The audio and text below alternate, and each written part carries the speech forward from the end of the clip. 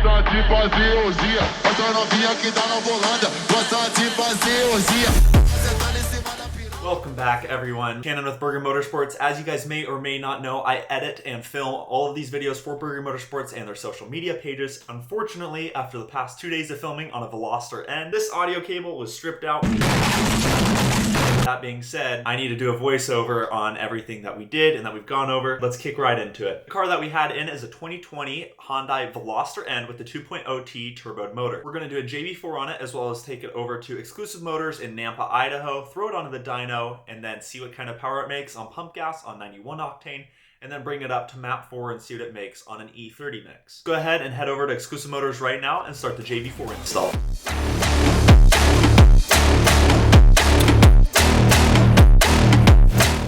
Once the JB4 is installed, we went ahead and went over all of the new themes on our new JB4 app. Some of you guys know that there's a new JB4 app in public beta right now. We're releasing about a few hundred at a time. I'll go ahead and start screen recording right now to show you guys and go over our all new JB4 beta app. All right, so we're looking at our new JB4 app. Here is where our gauges would sit, as well as our map screen, our logs.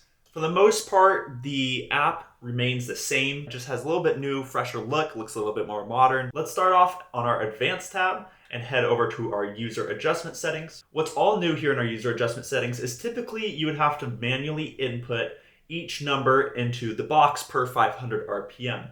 What's different here is we have an all new scaler system, as you can see on the screen. You can drag the scaler to wherever you'd want to have your own custom boost profile. What you're seeing on the screen here is for demonstration purposes only. Please do not copy what you're seeing or you will blow your car up.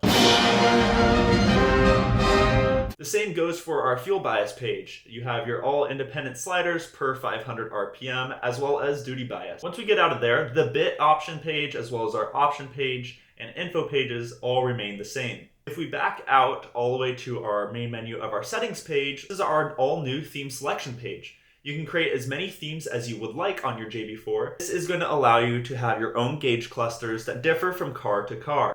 Let's go ahead and check out the 135i theme. To adjust the theme, let's click in the top right where it shows the pen icon to edit the page. As you can see on the top, we have our boost, our RPM, we have graphs showing various parameters to select from, and then we also have bar graphs as well to display other parameters down on the bottom. You can set these to look however you would like, from the gauge type to the gauge parameter and the gauge colors. Let's go and check out what the gauge types are. As you can see in the top left, we have our digital gauge cluster, which has been common on our previous JB4 app. And then in the bottom left, our analog style gauge cluster that was also on the previous JB4 app. We have 4 new gauge types. We have in the top right, the horizontal bar graph, the vertical bar graph, a graph, and then just the digital feed itself. So let's say we wanted to change the boost at the top. The graph, we can change the boost and position it wherever we would like on our screen. As for the RPM, let's say we wanted to change the yellow rev limit color to something else if we don't want to run yellow. You can go to gauge colors, select on the yellow, and then you can use the color wheel to position to whatever color you want. Let's say we want to go pink. So we'll choose pink and click save, and now you can see the difference that's made. We can scale and position this however we would like. We can move these graphs also however we would like. We can make them as small or big as we want on our screen. We also have the functionality to overlap our gauges however you so desire. And no matter what gauge or style that it is, you can position it however you would like. Let's back out of here and go check out my M2's profile.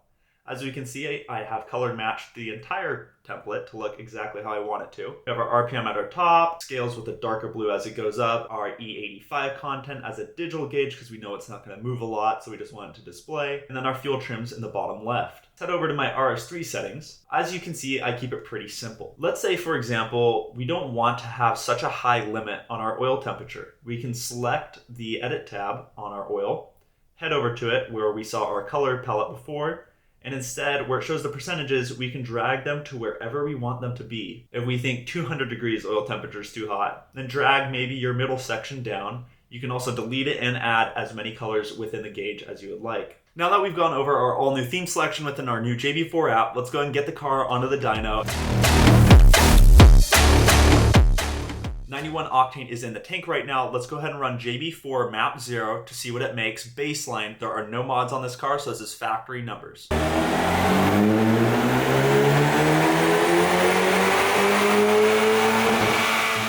The baseline being done, the car made 236 wheel horsepower and 271 wheel torque. Just to be sure, let's go ahead and run the car again one more time with JB4 set to map 0.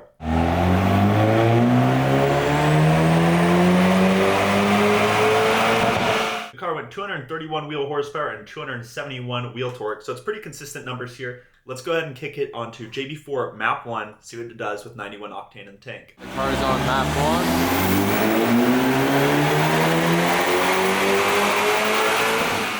The car made 254 wheel horsepower and 302 wheel torque. So that's over a 20 wheel horsepower gain and over 30 wheel torque gain with just JB4 map 1 on 91 octane. Now that we have our JB4 map 1 run done, let's go and kick the car over to JB4 map 2 and see what she makes.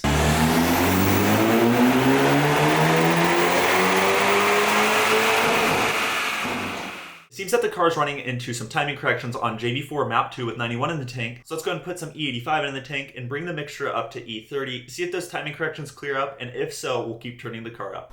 Now that the E85 is mixed into the tank and is at an E30 mix, let's go ahead and run map 1 and map 2 again to see if there's any performance gains on map 1 with some cleaned up timing corrections, as well as map 2 with the more significant timing corrections.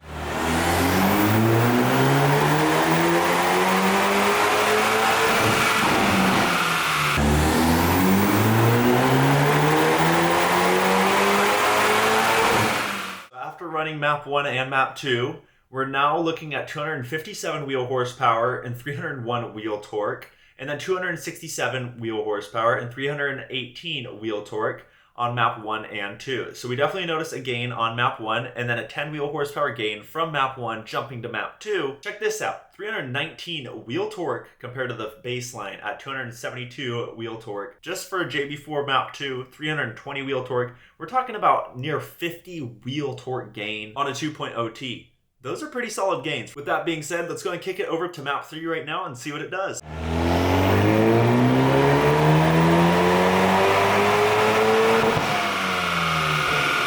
After running map 3 there, we also ended up running map 4 immediately after. We just didn't record it, but we wanted to test something. It seems like the car already has some learned timing corrections, so Terry Berger advised me to go ahead and remove the negative side on the battery terminal, let it sit for about 5 minutes, and then reconnect it. Removing the negative side from the battery terminal actually resets the adaptation process, as it seems like the car already had some learned timing corrections. Doing so, this should result in hopefully a change in the timing corrections already on the car, and let the car relearn how it's actually running. We're running JB4 map 4.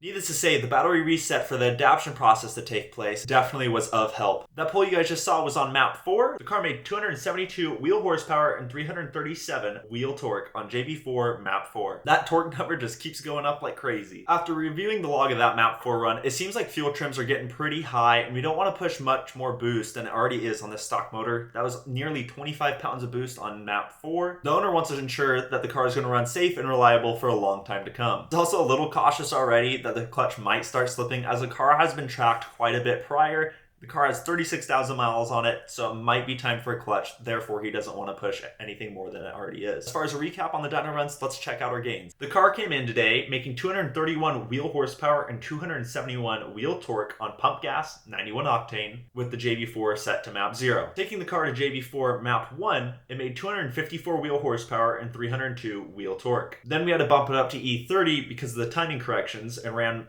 JB4 map 4. It made 274 wheel horsepower and 333 wheel torque. So on this Veloster N with the 2.0 T, saw gains of over 30 wheel horsepower today and over 60 wheel torque. That's pretty massive for a 2-liter. Just the JB4 on it. This car has no other supporting mods. It can handle it reliably, take this for a long time to come. Guess we'll find out if that clutch can hold up. If these cars didn't target such high boost from factory, we probably would be able to push a lot more out of it, but because they already target 18 pounds of boost on map 0, there's not a lot of headroom. Once we got the car off the dyno, we decided to take Damien out to go test his car, run it in map 0, and then jump it up to map 4. Luckily, we do have some audio here. It is kind of fuzzy, but I still want to play it so you guys get to see his reaction to the performance gains. Damien, let's go about to eat map 0. Remember what that stock power is like.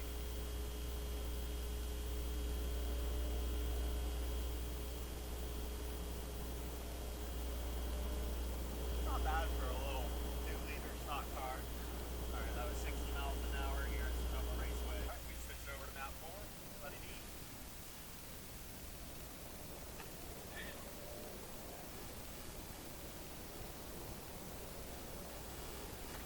Yeah,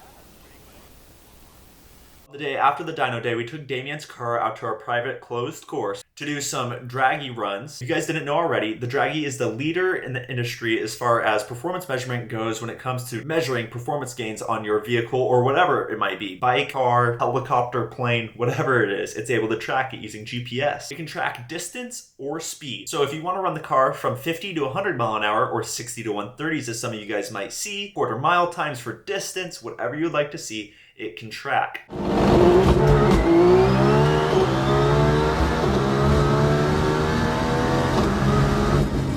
In today's case for this video, I wanted to make sure that we had a super accurate representation of the performance gains on the Veloster N, where if we did a quarter mile, we would have lots of shifts in between, and shifts on map 0 might be slower than doing map 4 because we can fake it. We don't want to do any of that. We want to provide real results to you guys. So what I decided to do was take the car to 2500 RPM in 4th gear, record the log on the JB4, and then run the car all the way out to redline. I'm able to open that log on the JB4 and see what mile an hour we're going per RPM. So at 2500 RPM, the car was going 44 mile an hour in 4th gear. And then once the car got out to redline, the car was at 119 mile an hour. Now that we know this information, let's go ahead and test map 0, see what the time is, and then test map 4 and see what the difference is on how much quicker it really is.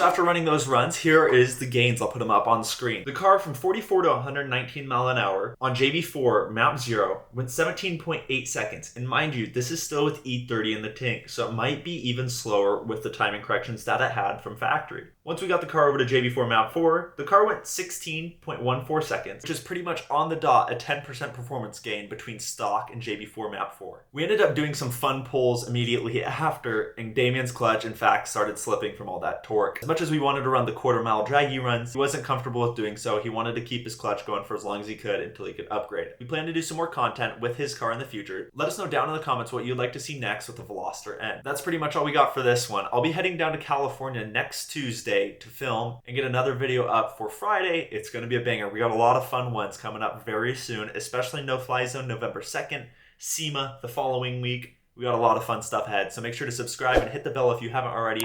Like, comment, share this video with any of your friends if you guys enjoyed it. We're posting videos every Friday, so make sure to stay in tune. Follow us on our Instagram, TikTok, Threads, Twitter, all of it. We'll see you next time.